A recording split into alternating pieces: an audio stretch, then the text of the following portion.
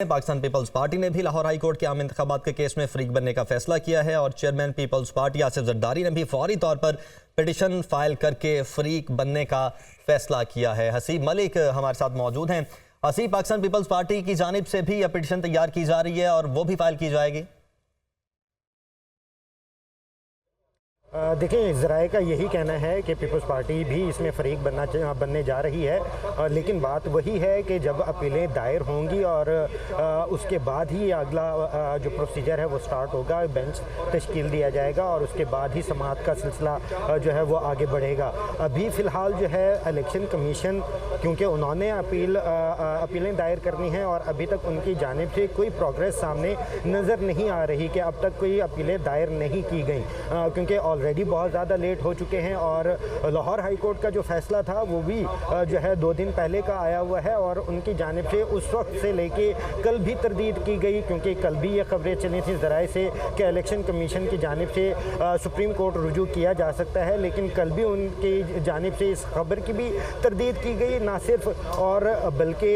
Supreme court से रुजू भी नहीं किया गया और आज का भी सारा दिन जो है उनकी जानिब से रुजू नहीं किया गया। और अब यही कहना सुनने में आ रहा है कि ज़राए के मुताबिक कि वो अपीलें दायर करने जा रहे हैं और जैसे ही अपीलें दायर करते हैं उसके बाद ही समाअत के लिए जो है वो बेंच तश्कील दिया जाएगा और उसके ऊपर समाअत की जाएगी। तो बेसिक अभी सारा जो पॉइंट है वो यही है कि जो ही अपीलें दायर होंगी उसके बाद ही ये मामला टेकअप होगा और क्योंकि इलेक्शन शेड्यूल जारी होना है, 54 दिन का इंतखाबी शेड्यूल होता है और जिसके अंदर मुख्तलिफ प्रोसीजर होते हैं, 11 के करीब के कागजात नामजदगियाँ जमा करवानी होती है, स्क्रूटनी का अमल होता है, हल्का बंदियाँ, बाकी दीगर जो मामलात हैं, सारा कुछ जो है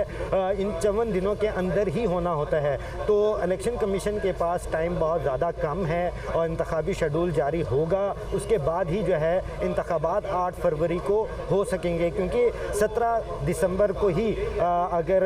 ये इंतखाबी शेड्यूल जारी होता है तो ही 8 फरवरी को इलेक्शन हो सकेंगे, क्योंकि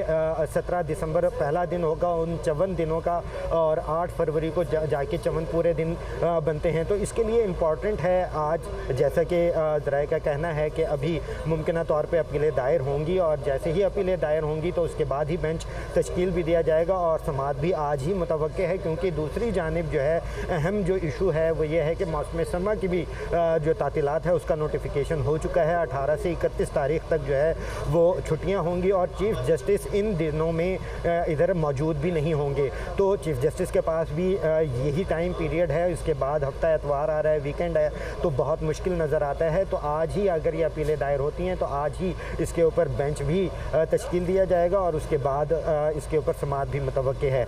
बेसिक इशू है आम इंतखाबात का, सुप्रीम कोर्ट का ही ऑर्डर है, जिसके बाद वो जो इंतखाबात हैं 8 फरवरी के हवाले से उसके ऊपर जो है वो बाज़गश्त शुरू हो चुकी थी, क्योंकि लाहौर हाई कोर्ट का फ़ैसला सामने आया था, आरओज़ और DROज़ को की तैनाती को रोक दिया गया था लाहौर हाई कोर्ट की जानिब से और अब उसके बाद जब तैनाती से रोका गया था तो उसके बाद जो ट्रेनिंग का जो अमल था वो इलेक्शन कमीशन में ही चल रहा था, जिसको वो भी रोक दिया गया। अब बेसिक इशू ये है कि जब RO और DROज़ नहीं होंगे तो कागजात नामजदगियाँ और दीगर जो मराहिल है, जो मामलात हैं, उनके लिए इशूज़ क्रिएट हो जाएंगे, सामने आएंगे। तो इस वजह से ये सारा मामला जो है वो ताख़ीर का शिकार होता दिखाई दे रहा था और उसी वजह से आज chief justice of Pakistan justice Qazi Faez Isa ने ये इलेक्शन कमिश्नर को जो है दावत दी थी और बुलाया था और उसके ऊपर मुलाकात हुई है, मुशावरत हुई है, जिसके अंदर ना सिर्फ चीफ़ इलेक्शन कमिश्नर थे बल्कि सीनियर 2 जजेस जो थे वो भी इस मुशावरत के अंदर शामिल थे।